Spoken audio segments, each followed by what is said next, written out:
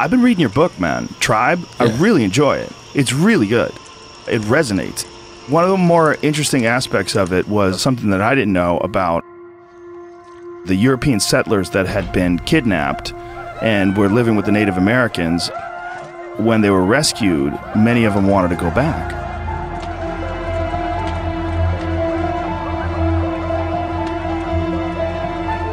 Or they would go into hiding so they wouldn't have to be repatriated to colonial society. They wanted to stay with their adopted tribe. And there was also a lot of young white people who basically absconded across the frontier into tribal society. They fled white society. They didn't like it. As Benjamin Franklin pointed out, we have lots of young colonials fleeing to the Indians, and we have not one example of an Indian, as they were called, fleeing to white society.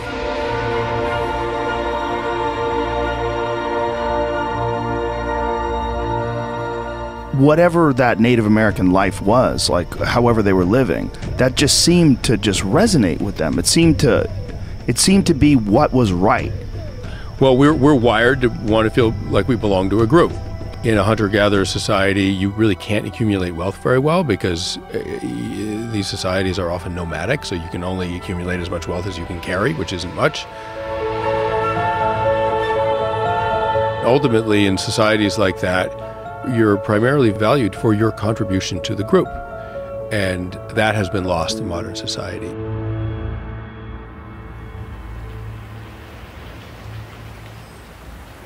People are enormously self-serving. Capitalism basically instructs us to do so. We are wired to serve ourselves, and we are wired to serve the group. And in a healthy society, those two are in a dynamic tension with each other and in balance. In modern society, there really is no group to serve, and it leads to a really profound sense of meaninglessness for a lot of people.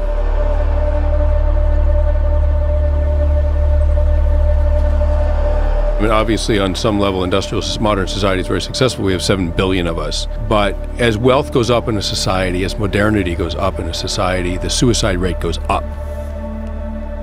The depression rate goes up. Schizophrenia goes up. They're not good for the human psyche. We are designed, we evolved to live in groups of 30, 40 people in a harsh environment, totally interreliant on one another for survival. That creates a huge amount of equality within a group and loyalty within a group. That's what we are designed for genetically.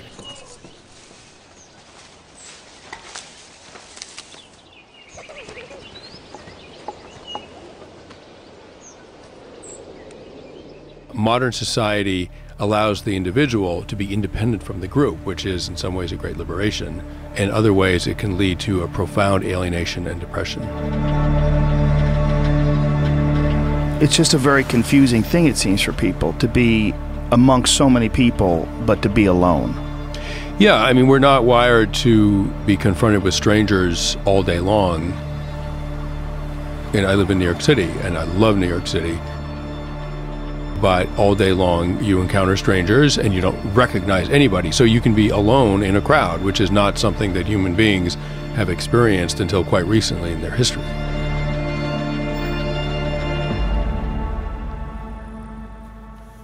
The irony about modern society is that it has removed hardship and danger from everyday life.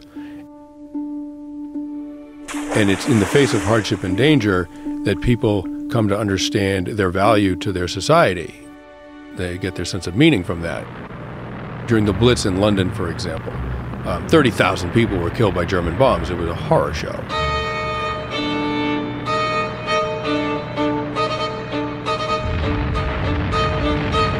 Taking advantage of low cloud, German fighter bombers skimmed over rooftops, bombing and machine gunning houses and streets in the London area. An audacious daylight raid, during which civilian homes and families fell victim to the attack. Over the course of 6 months, it was ghastly, but people were sleeping shoulder to shoulder in the tube stations and putting out fires with bucket brigades and digging people out of rubble, and they were acting as a unified society.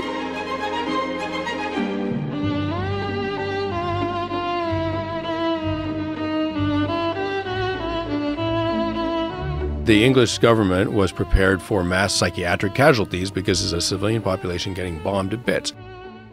The opposite happened. Admissions to psych wards went down during the Blitz and then back up after the bombing stopped.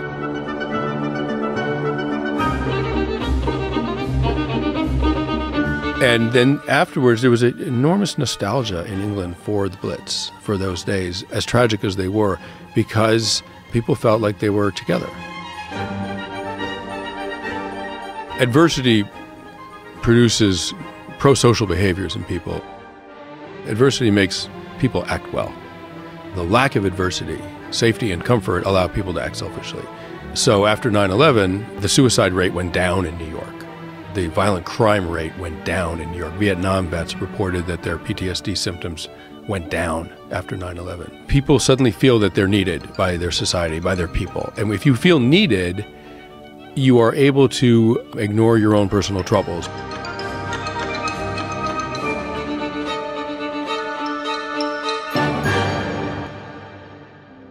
And if you think about it in terms of evolution, if adversity and danger produced bad human behaviors, we wouldn't be here today.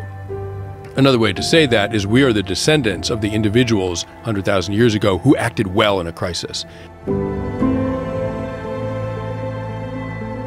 The people that acted badly in a crisis and just took care of themselves and didn't take care of their people, their group, those groups died out.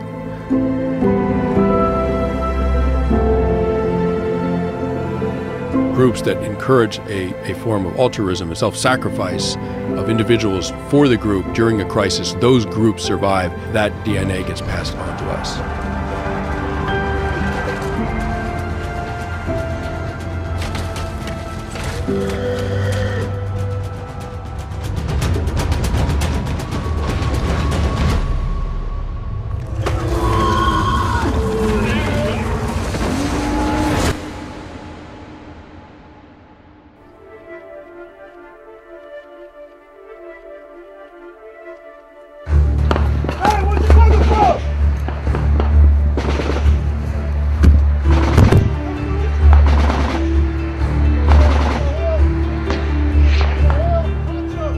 And did you gain a deep appreciation for this because of your time as a war journalist? Did it sort of manifest itself in your mind because of that?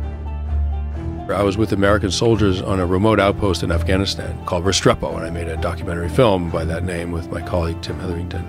And there was almost daily combat, no link to the outside world, no internet, there was no electricity for a while, they just slept in the dirt, they got shot at every day.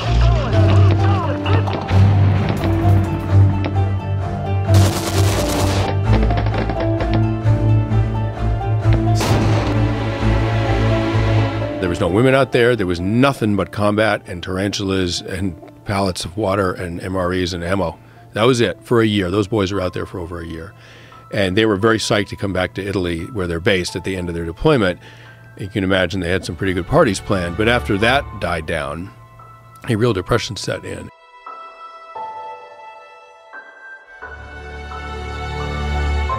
And by the time I got caught up with them again in Vicenza and interviewed them, many of them said that they didn't want to come back to America. They wanted to go back out to Restrepo. And I thought, why is it that no one wants to come home?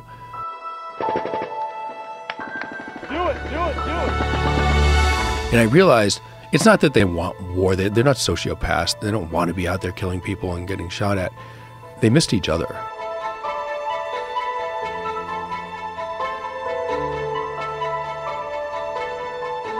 They missed the intense communalism of life in a platoon on a remote hilltop in combat.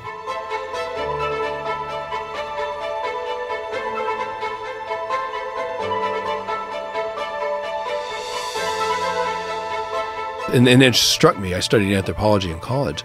I thought, oh my God, a platoon in combat effectively reproduces our human evolution, right? I mean, we evolved to live in groups of that size in a harsh environment. That's what a platoon is. And so of course it resonated with them, resonated genetically with them. Just fire polar, over. I got to say, as tough as it was out there, there was a weird, I don't quite want to call it a euphoria, but a strange sense of well-being out there that I missed enormously when I left as well. You missed it. Oh, enormously, yes.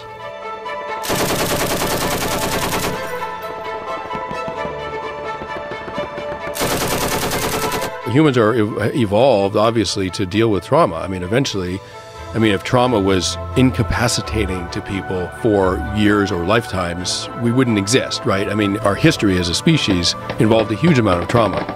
So we are designed to react to trauma by protecting ourselves emotionally and physically for a certain amount of time, for some weeks or months, maybe a year or two, and then to slowly come out of it and continue functioning. That's exactly what happened to me.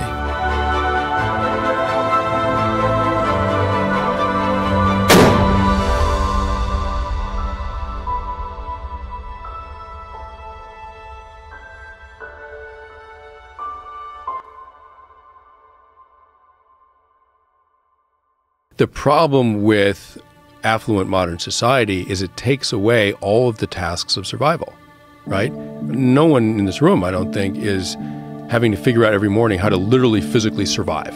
Where am I going to get the berries I'm going to eat today? Where am I going to go to kill something that I can eat? How am I going to avoid the enemy? Like, we're not thinking like that, which is an enormous blessing, right? I mean, it's an enormous luxury to live like that. The downside is you don't get this sense of mastery over your circumstances. You actually don't feel responsible for your own survival. I grew up in an affluent suburb, and I never had a sense as a young man that I was contributing in any way to the fact that I was physically alive on the planet. That's very, very recent in human history that young men could afford to feel that way. There was a great band from out here about 15 years ago called Queens of the Stone Age. Sorry to quote rock lyrics to you, but one of the lines is, "But how about something good to die for? To make it beautiful to live." That's a very profound insight, actually, into what makes people feel like they're leading a worthy life. So if you walk around and ask people on the street, what would you die for? Who or what idea would you die for? I mean, people wouldn't have an answer for most of human history. The immediate answer would be, well, I'd die for my people, right? Of course, like our encampment gets attacked by the enemy, I would die defending this place. We live in safety and luxury, which is lovely, but it deprives people of a sense of purpose and meaning. If you wake up in the morning and your survival is a kind of question mark, and you know that you have to act well and with clarity and precision and quickness in order to survive, that is intoxicating, right? The challenge of that's intoxicating, and you feel like you're sort of, in a way, earning your existence. And when you leave that, it's a relief, but it's also a disappointment because you're no longer earning anything. And in that disappointment, you can get quite depressed. So clearly what makes people feel good is challenge, not ease. Yeah. And that's the conclusion I draw. And not just challenge, but challenge in the context of a community of people. But what can we do? The biggest community that we have is the nation, is the country. And I think one thing that would help enormously is to treat our nation as if we all belong to it and as if we all respected it and that it was meaningful to all of us.